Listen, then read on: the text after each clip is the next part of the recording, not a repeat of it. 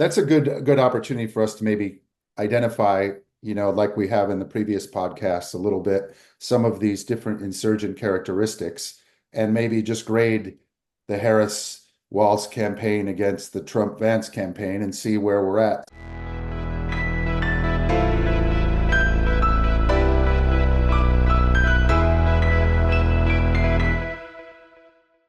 Good morning, Rondo. How are you today? Great, Matt. How are you today?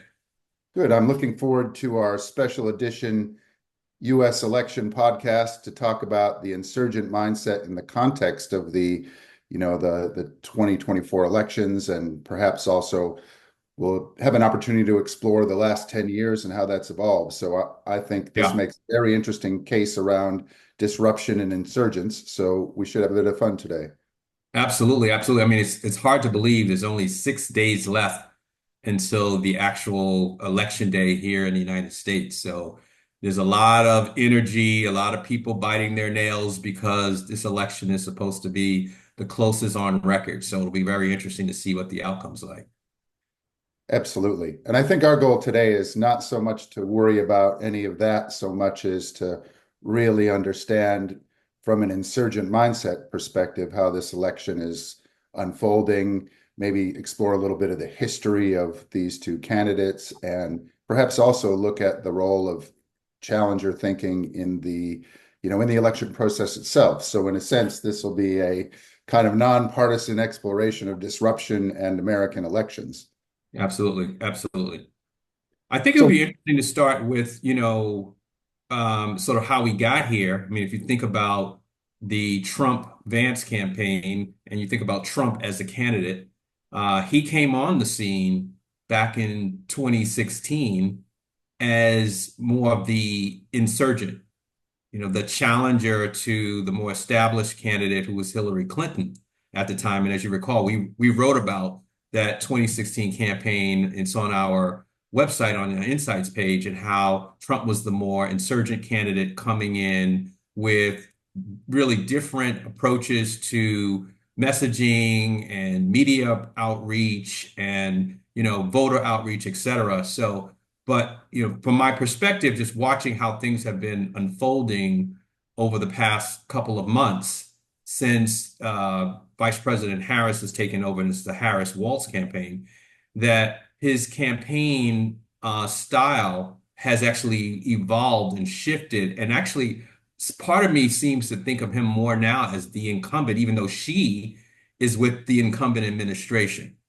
Um, mm, and it's because a lot of the messaging that is used by the campaign and his approach and outreach and who he's targeting in terms of his base are pretty much the same as he did in 2016. Oftentimes the language is even the same. I mean, at least early on, it was a lot still more about, building the wall, a lot of focus on, immigrants and what they're doing to America, et cetera. So it seemed like some people would say it's the same kinds of messaging over and over again. It hasn't really changed much since 2016.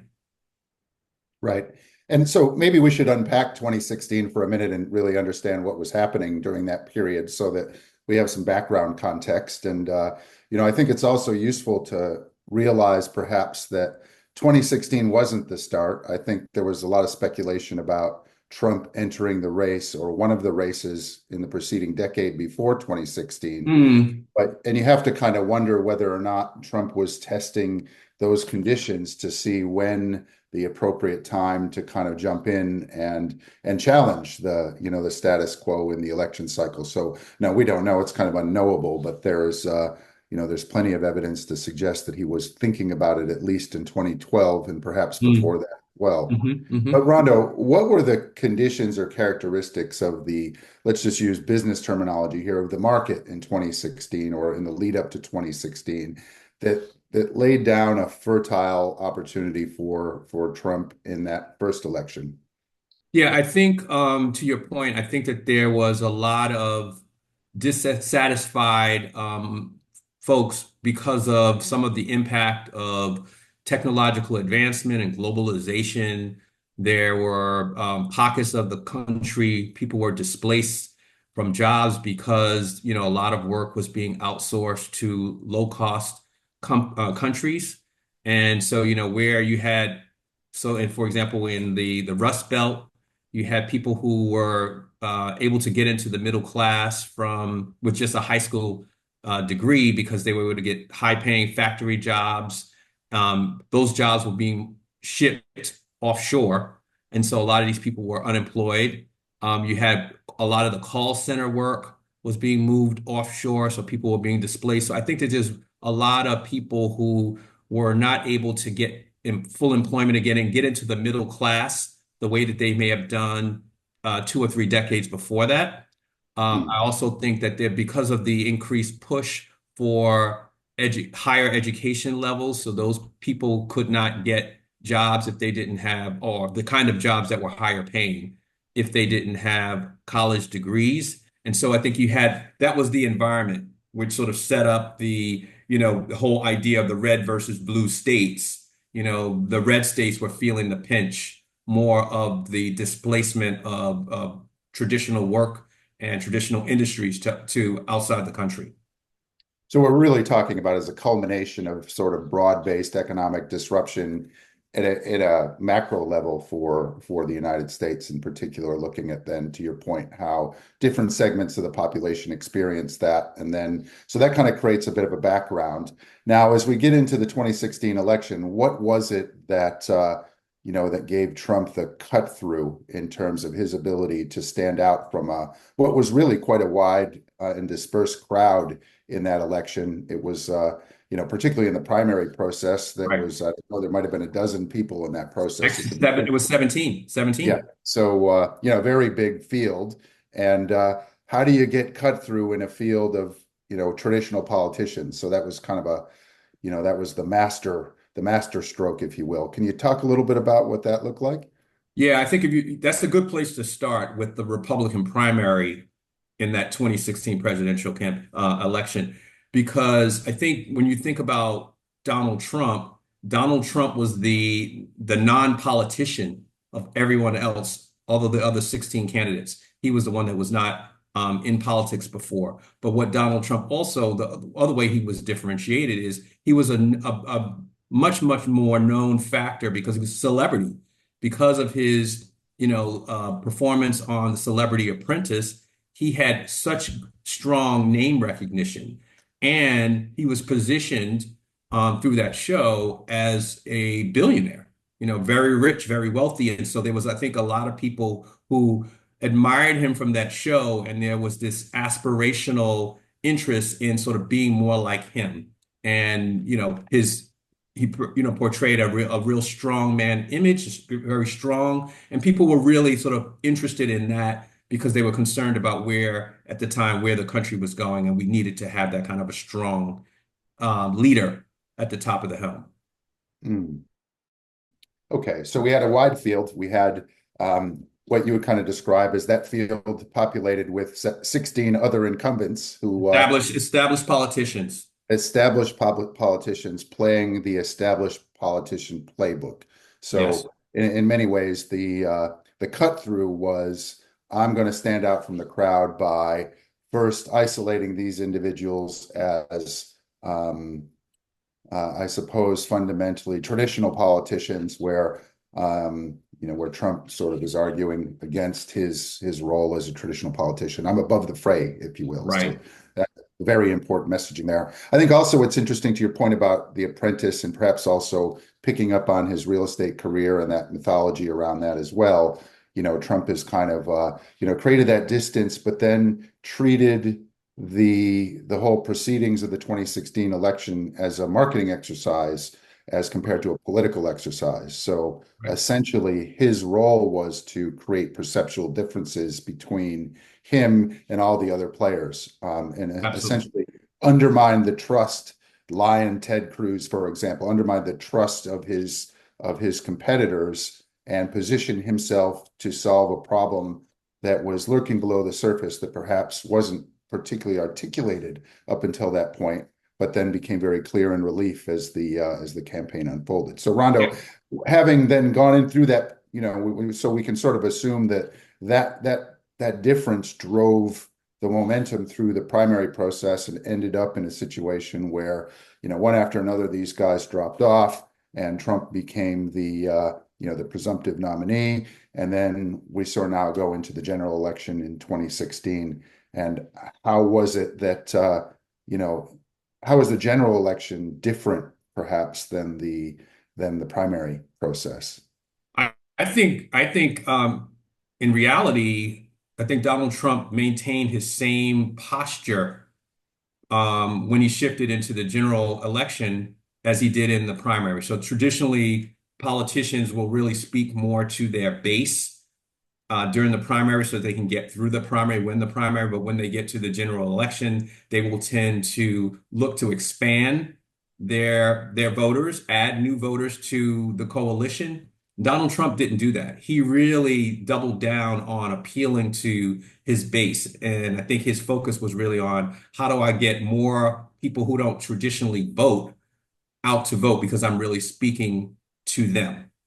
Whereas the more established candidate, Hillary Clinton, was really pivoted from the primary and the general to figure out how she could try to appeal to a much more broader electorate. One other thing I wanted to say about the primary in 2016, I think that also what Donald Trump did better than the other 16 candidates was that he really tapped into a more populist agenda that spoke to the needs of the people that I mentioned earlier who were feeling displaced because their jobs were taken overseas. Whereas I think the traditional messages from the other Republican candidates was more the traditional sort of trickle down concept.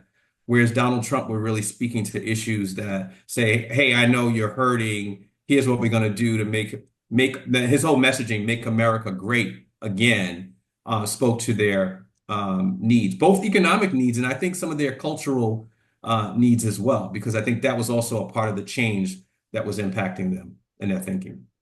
Okay, so at the risk of giving, I suppose this is always the risk of giving Donald Trump too much oxygen in this discussion. Now let's talk for a minute about the Democrats. So I think it's actually a Democrat Party as the incumbent in this 2016 election in particular. Yes. You can kind of take a view that whilst all those things that you just described are also true of the Democrats as compared to although, sorry, just to digress for a second, they also had some challengers and insurgents sort of challenging that election as well, which, notably Bernie Sanders and his liberal populist agenda did not get cut through against Clinton, but could have, right? So in Yeah. many ways, that story could have unfolded in a very different sort of way, where it may have been Jeb Bush against Bernie Sanders, for example, and Yeah. we might have seen a complete inversion of this whole right-left politics had that sort of come to pass. So, however, the Democratic Party, I think, was very much programmed to be incumbent. The process that gave rise to Hillary, stepping ahead in the queue over Joe Biden in 2016 was a very traditional political process of, I Hmm. trade this for that and so forth. And then she came onto the scene with perhaps the mindset of the incumbent in a sense that it was her turn to be to run. It was her turn to be the candidate, Hmm. and perhaps acted a bit like she was entitled to the result. So, Hmm. from that point of view, Hillary Clinton challenged that campaign from an extremely traditional point of view, really across the board in terms of really traditional media, a traditional message, a message of defense, not so much offense, and probably also the only insurgent characteristic that she brought to the table was the idea of the glass ceiling and sort of breaking through in terms of potentially America's first female president. So there was a lot of focus on that, which probably was in sharp contrast to the Donald Trump messaging of populism and so forth. So I But, think, but what I would say though is that if we one of the challenges here is because of the way the American political system works, especially for the presidential election, right? Because when you look at it from the point of view of the popular vote, Hillary won a lot more votes from the popular vote, but she lost the electoral college. True. And I think that what happened was, as her campaign was managing, I think they were managing more and focusing more on the popular vote, and assumed that they had the Rust Belt in hand.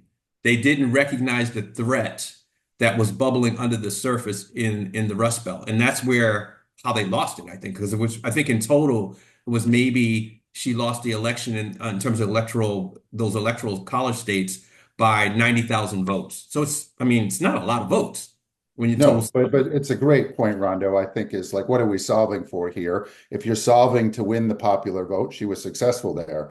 But if you're Right. solving to win the election, she was not, right? Absolutely. And the one thing we haven't spoken about yet really is the also the culmination of social media, and there was a really that played a key role. Like I mentioned a moment ago, the Hillary campaign, Clinton campaign was definitely a mass market approach, right? To Hmm. Hmm. traditional media, traditional sort of approach to engaging the broad audience, which is Hmm. the playbook, right? That playbook has Hmm. worked very successfully. But now you have the advent of Twitter at that time and Facebook playing a key role. You have big data analytics with Cambridge Analytica playing a big role there. And Trump is sort of playing this what they call the big seed approach, where he's going after creating seeds in these sort of red states to get people engaged, and then reinforcing that through the rallies and the Twitter approach, very much of being able to communicate directly with an individual, where Hillary is competing or communicating with broad segments. So it's very Right. different in terms of that granularity of messaging, and then the Yeah. reinforcing of that messaging. But you're right. I mean, fundamentally, that could have gone either way. But I think ultimately, from an insurgent point of view, Trump across the board, the messaging was different, the media was different, the branding, if you will, was really the first time probably in American politics, or at least in living memory, where an election process was branded. So we had Right. the "Make America Great Again" branding, which has then persisted into the 2024 election. Right. So all these things are very materially different, and were, I think, designed, at least in hindsight, were designed to undermine kind of the traditional approach that first the Republicans and then the Democrats in the general were focused on. And it was perhaps a real gap in terms of the 2016 election, not paying attention to that electoral map and understanding, Yes. that granular approach in terms of activating people in counties on the ground in red states. Hillary largely was above that with a meta message, and I think probably one of the things that undermined that was, if you remember the um, the Beyonce performance in Pennsylvania in 2016, or would have been late 2015. Hmm.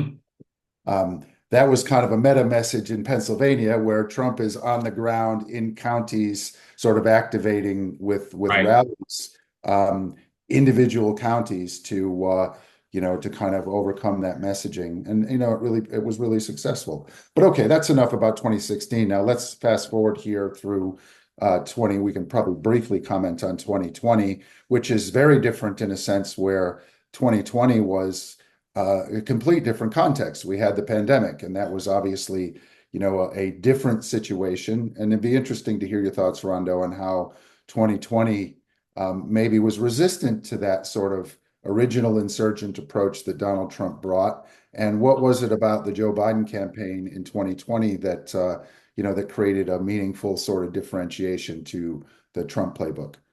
I think what happened in 2020 was that Donald Trump became the incumbent. He was the incumbent president, so that label was tied to him. And the Biden-Harris campaign was seen as the change campaign.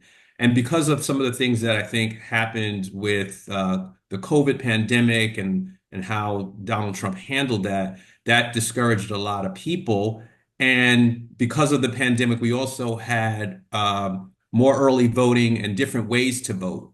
And I think that one of the incumbent ways of thinking that cost Donald Trump was he discouraged his supporters from voting via early vote or through the mail. he really encouraged more of them to vote in person on election day.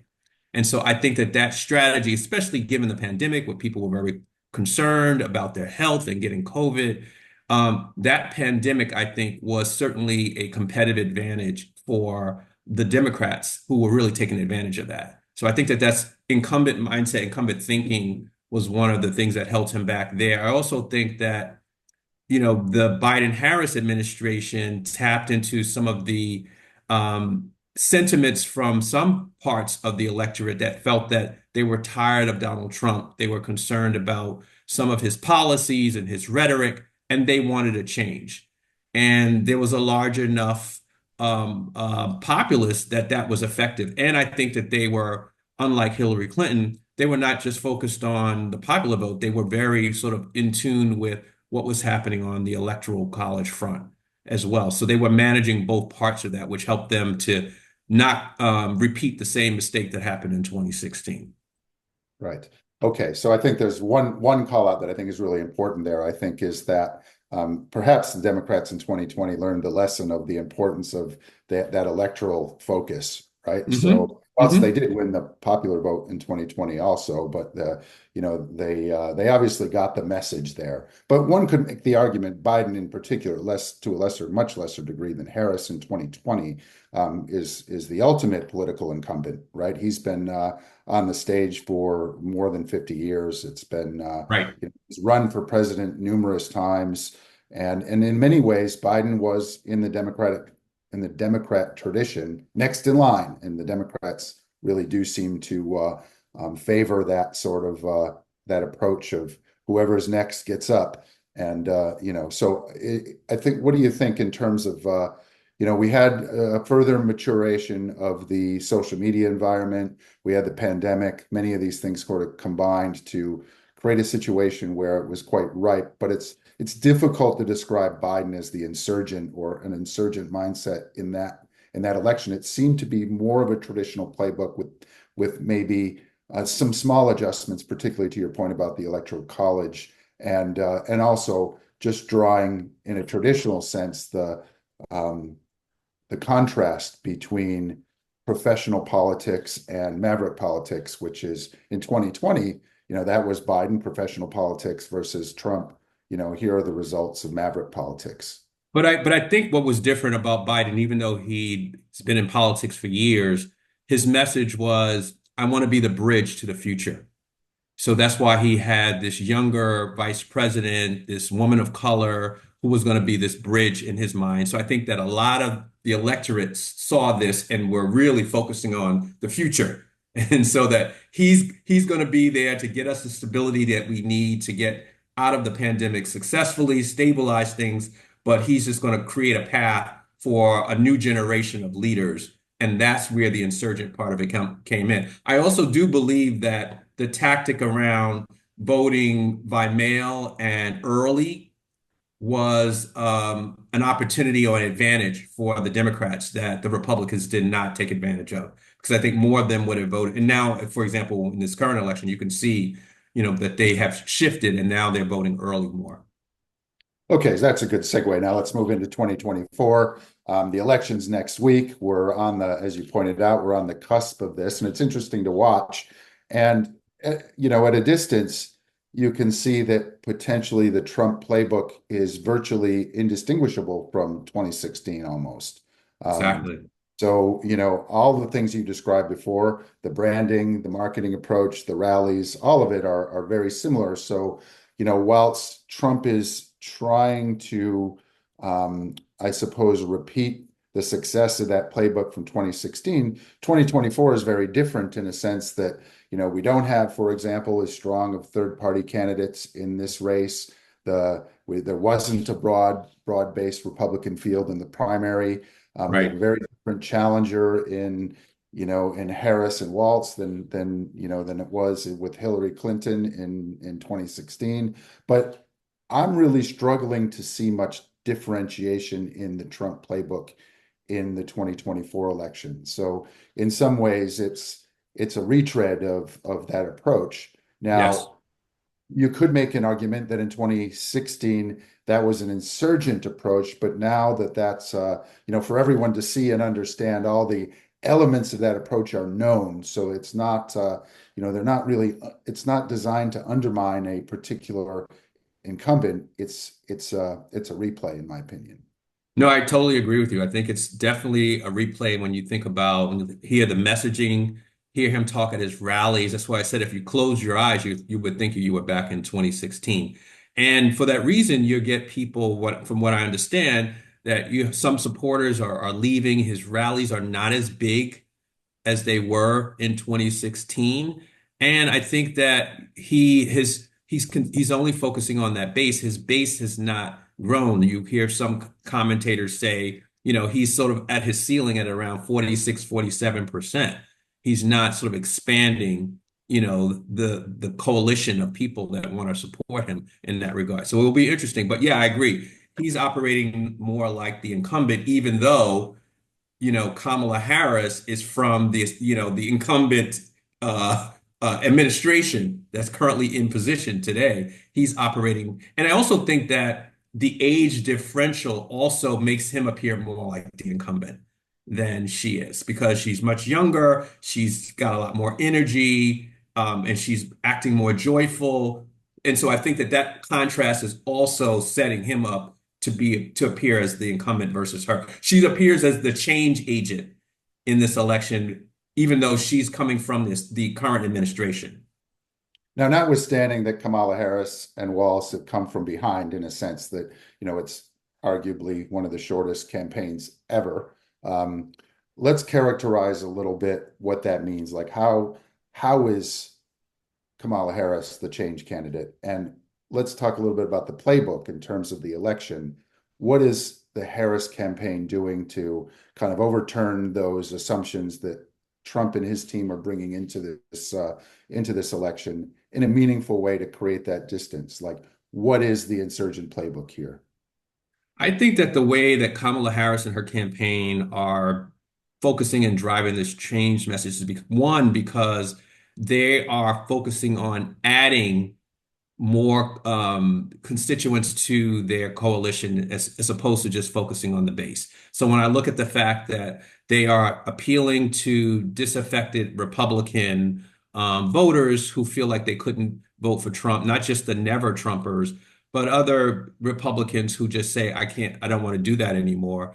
You look at how they've had, Republican leaders as part of their campaign, like Liz Cheney and others who are speaking out, supporting her and her rallies and going to different swings. So I think that part, so they're looking to expand their base, not just the traditional Democratic base. In fact, I think that the way that they're thinking about this is not in terms of partisanship, but in terms of in the way that they would frame it, patriotism versus autocracy. Like so they're sort of trying to move away from the traditional party labels and say there's a group of us that really want to protect democracy and take the nation forward. And then there are those, Donald Trump wants to take the country back into the past and it's more of the same. And we want to move on from that. So I think that that's in terms of the change contracts, that's what she's trying to do. She talks about turning the page over and over again. That's what her messaging. So I do think that she's a change agent from that perspective, or she sees herself as a change agent from that perspective.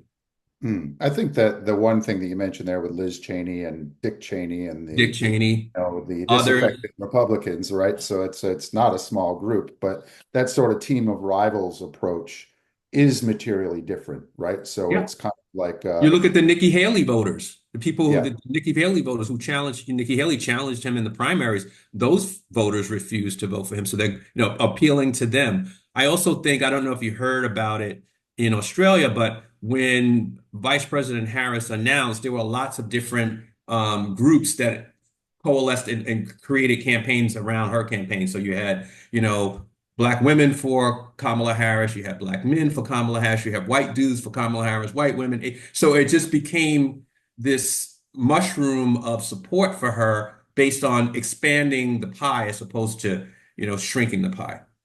sure.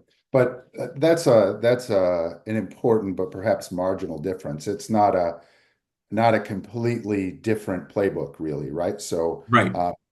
she and Walz are still largely following the traditional political approach, although, well, even, I suppose the combination of media and the rallies and, it's sort of, it is pretty, it feels pretty traditional, but that is one meaningful difference. I think if we flip the coin back over to Trump for a second, um, the analog to what you just described with the team of rivals approach, I think, is the coalition of billionaires that Donald Mm, has been. That is a maybe a material wrinkle in his approach where he's enlisted surrogates like Elon Musk and also neutered other surrogates like Jeff Bezos, who are, he's taken some of these people off the field.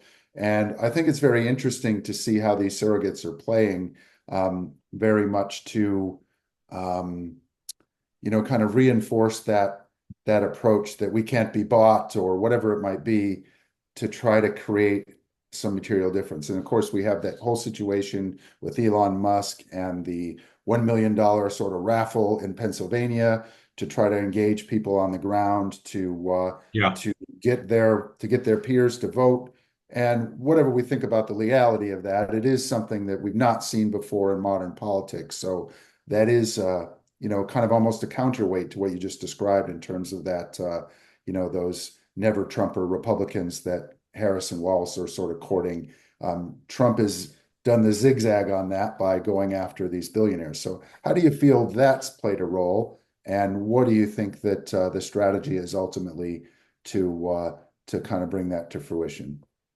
I think, the billionaires, I don't know that that's, of course, is helping him. I mean, people are motivated to see if they can win that $1 million that, Elon Musk is putting out there. And so they're going to participate. But I do think that it sort of taints his campaign, that it is the campaign for the money class as opposed to the people. And I think that that's where the contrast is happening with the Harris Walz campaign because, you know, VP Harris will talk about how, she was a prosecutor and the AG of California, and she's always focused on for the people. And so she now appears to be the person that is thinking about the interests of the little person and doing their work. And I think the Trump campaign is being seen as being very closely tied to the wealthy class and just the base supporters. Again, that's what I'm saying. It's like this, the focus doesn't seem to be shifting very broadly. And even just in terms of the messaging in their rallies, when you hear Donald Trump talk about his message, he's really talking about the past grievances that he has with, the Biden administration and the 2020 election and why it was like that. It seems to be the focus is on him as opposed to what Kamala Harris is saying in her rallies is more about what she plans to do or wants to do for people, talking about housing, an opportunity, economy, et cetera. So I think that's also different. The other thing that I think is different, we'll see whether it gives advantages to the Harris Walz campaign in the end, is in terms of the voter outreach infrastructure. So, the final week or two of a campaign is all about getting out the vote. And the Democratic apparatus has invested a lot in offices, field offices around the United States, and building a volunteer base that's pretty strong. I don't know that I know that the Republicans don't have that because they've outsourced it to, I think, Turning Point, and I know an organization affiliated with Elon Musk. But I think that some of these people were being paid, and I don't know if the same um, passion and enthusiasm was there to really do the work that I believe the Harris campaign is able to get their volunteers to do because they're really motivated to get out the vote. Well, we'll see, obviously, but that's a good opportunity for us to maybe identify, like we have in the previous podcasts, a little bit some of these different insurgent characteristics, and maybe just grade the Harris Walz campaign against the Trump Vance campaign and see where we're at. So I think the point you raise about, we call it customer proximity. How close is the campaign to the voter in this case? So I suppose Trump has been successful with his constituency on, again, focus on that one-on-one messaging and continuing to build that, those virtual walls around that group. So that feels really successful in the Trump side. But as you point out, the on the ground, get out the vote sort of field office approach in these counties is probably, maybe slightly goes to the Harris-Walz campaign. So which one is more customer proximate or more voter proximate in this case, do you think, Rondo? Is it a I toss? guess, I believe that the Harris-Walz this time around has been more voter proximate. Just based on what I'm hearing and reading, that they've been more voter proximate. She seems to be really speaking to the fears, desires, and aspirations of the voter. And to your point, and the other thing is she's been working really hard. She's been moving around from swing state to swing state, a lot more. And again, that just could be due to the age differential. Trump is 78 and she just turned 60. So it just could be an energy advantage that she has. But she has been on the ground a lot, she's got a lot more surrogates on the ground in, key counties in those swing states. So I think that that's also why it's to her advantage. Hmm. I'm not convinced on that. I think that for sure the marginal voter, the swing state voter, or the undecided, I'd give it to Harris. She's been more focused on that constituent group, but I think in terms of messaging and loyalty to the base, I'd have to give that one to Trump. So all right, what about play to win versus play not to lose? Which one's being more reckless and more, more not reckless, but more front forward in terms of taking risks to generate more opportunities in this campaign? Well, I think if you're asking me which one will sort of go outside the lines, and take more, I would say that the Trump Vance campaign.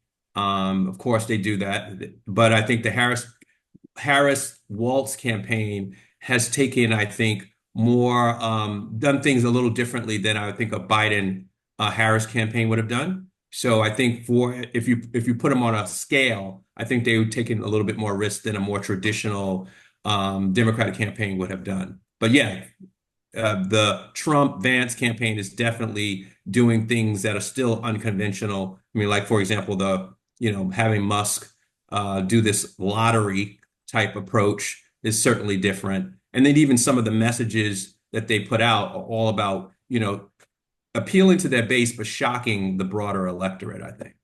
Right. So that's maybe slightly in favor of Trump. We also talk about, and we're almost out of time here, Rondo, but just very briefly, we talk about hypermobilization. I think we've got to give that one to Harris, don't we? I mean, going Yes. from a standing start to a very mature and disciplined campaign in really less than 3 months is, nothing short of astounding. So that's been something really interesting to watch. Their ability to mobilize at scale has been tremendous. And I think Right. whatever happens in the election, we'll look back on this and say that was one of the tightest, most disciplined campaigns probably in the history of American politics. Yeah. Now, it's, unfortunate for that side of it that there wasn't another 3 months to sort of work through that. But anyway, we'll see how it plays out. And I think Will be interesting. we'll have an opportunity to sort of reflect on the results. But thanks, Rondo, for taking the time today to share your thoughts, and we'll look forward to hearing our viewer feedback on the podcast. So on behalf of the Insurgent Mindset, I'm Matt Tice. I'm Rondo Moses. We'll see you next time. See you next time.